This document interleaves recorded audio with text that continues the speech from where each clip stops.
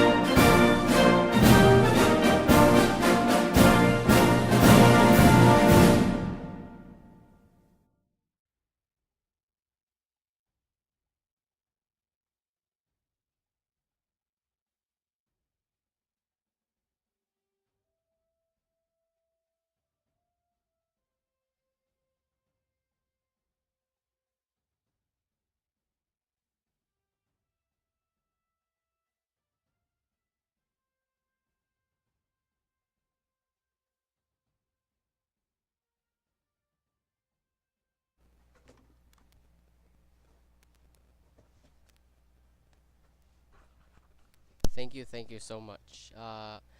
First of all, I would like to ask if I am audible ba because we seem to be having technical difficulties and we apologize for that. So I may kindly ask those in the audience if they are able to hear me.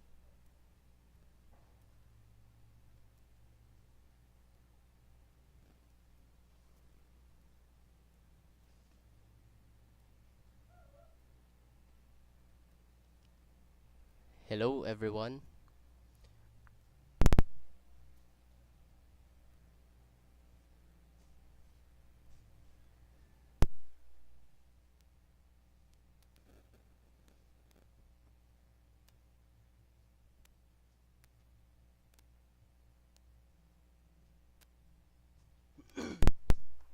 Am I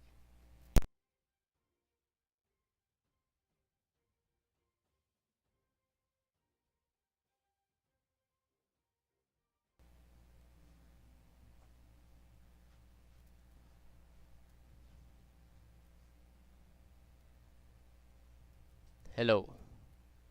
Ayan, naririnig po ba ako? May I repeat?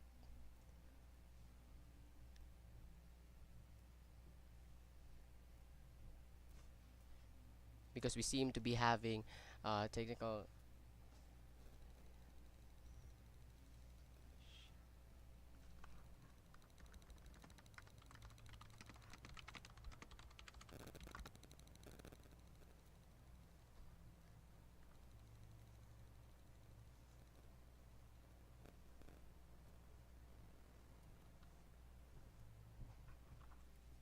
Hello.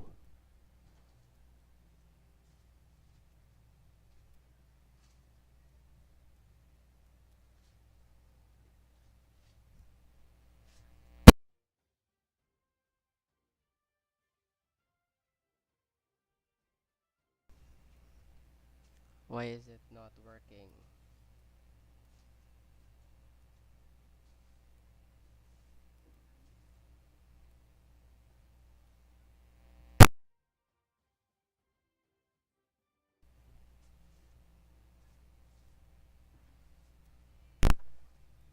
Hello, hello.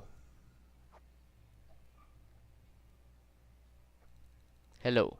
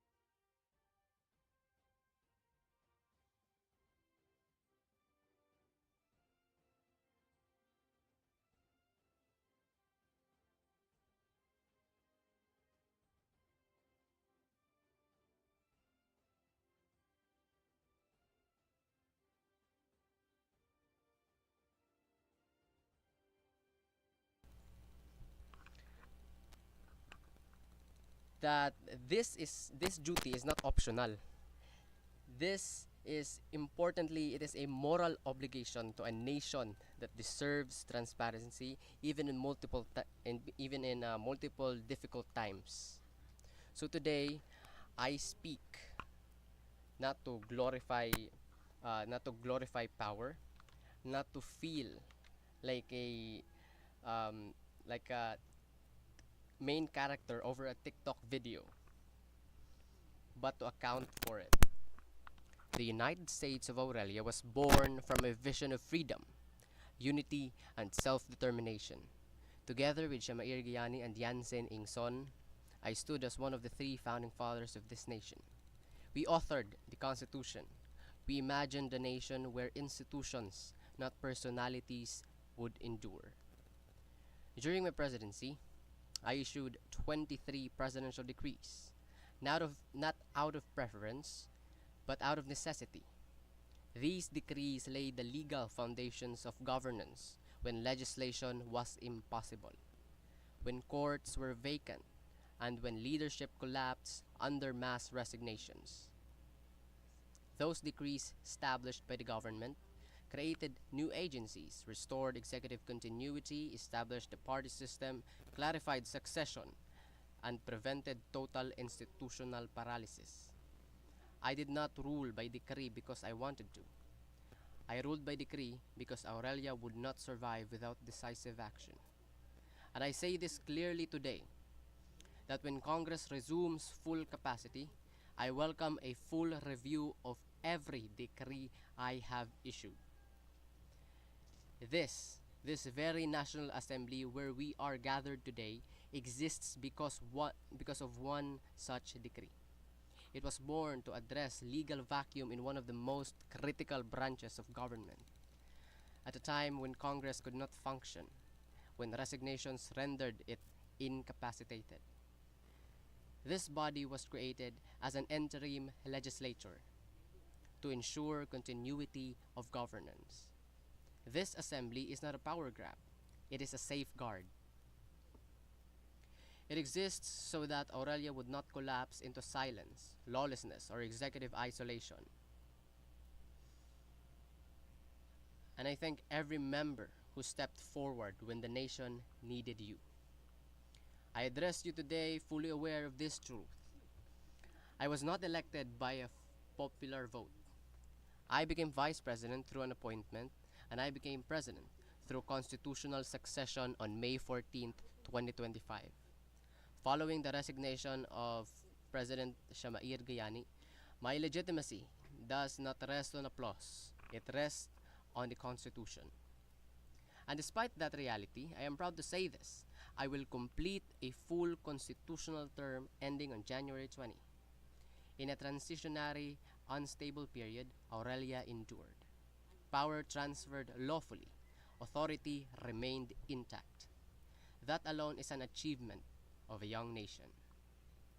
As President and Commander-in-Chief, I swore an oath to support and defend the Constitution of the United States of Aurelia against all enemies, foreign and domestic. That oath guides every difficult decisions I have made. We have opened our doors to the people of Arvenia and Monarca, offering refuge, recognition, and opportunity to those who sought peace and participation in our civic life. This who we are as Aurelians, principled, humane, and open. But openness does not mean weakness. There are nations with whom we deliberately decline diplomatic relations, not out of hostility, but out of duty. Sovereignty requires discernment. Not every proposal of friendship is benign. Not every foreign engagement strengthens our nation. Protecting Aurelia sometimes meant saying no. At the same time, we have achieved historic diplomatic milestones. We reached out to the Yugoslavian state. We forged relations with the sovereign state of Vatican. These were not symbolic gestures. They were statements of legitimacy in the international community. Aurelia does not beg for recognition. Aurelia earns it. Our path has not been smooth. Mass resignations across the executive, judiciary, and even in Congress. Even in Congress, it nearly paralyzed the nation. Leadership vacuums across the entire governance of Aurelia. It has emerged overnight. Internal conflicts and external attacks external attacks on Aurelia's legitimacy intensified. There were moments when the idea of Aurelia itself was questioned. But every time the government fell, we rebuilt it. Every time doubt spread, we answered with law. Every time authority fractured, we restored order. We rebuilt trust when doubt was weaponized against us. We defended sovereignty when destabilization was attempted. Despite these challenges, we built. We launched the Aurelian Palace website to ensure transparency and access. We declined diplomatic relations when national interests requires it. We implemented an automatic citizenship acknowledgement and status system that I personally coded to ensure fairness and accuracy. We launched a civic engagement platform through a Roblox-based experience crafted to bring governance closer to the youth. These may seem unconventional, but Aurelia was never meant to be conventional. It was meant to work.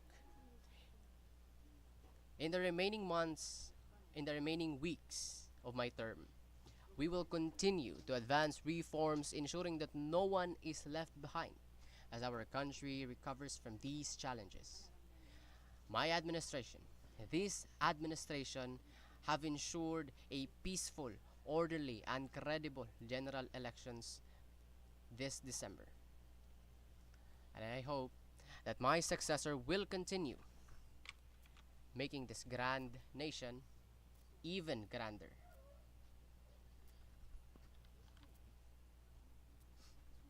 Stronger in unity, deeper in conviction, and firmer in its democratic faith. Aurelian democracy is indeed work in progress, but Aurelia is alive. I stepped down in January 2026. The work of our imperfect democracy will continue. It will be my highest honor to hand over the reins of power to my successor, knowing that in the exercise of my mandate, I did everything I could to serve the United States of Aurelia. As hard as these times may have been, I am more optimistic about Aurelia today than I have ever been my whole life. Because I see the future that is within our grasp.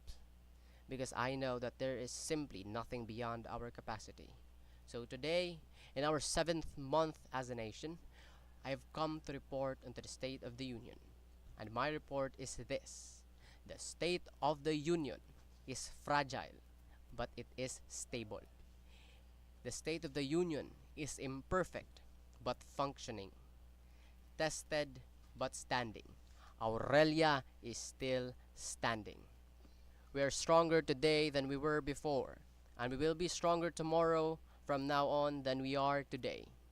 Now this is our moment to meet and overcome the challenges of our time.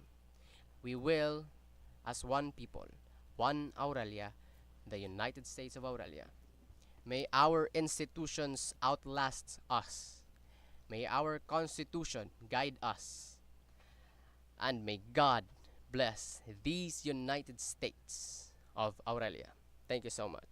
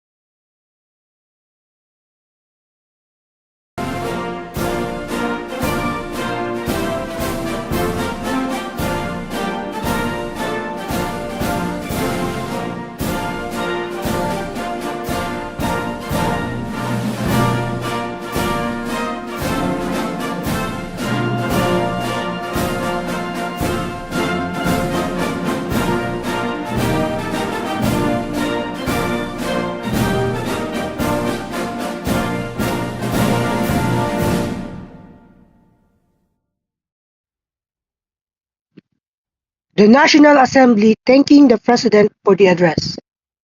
The session is hereby suspended. There are being no further business. The National Assembly is hereby adjourned.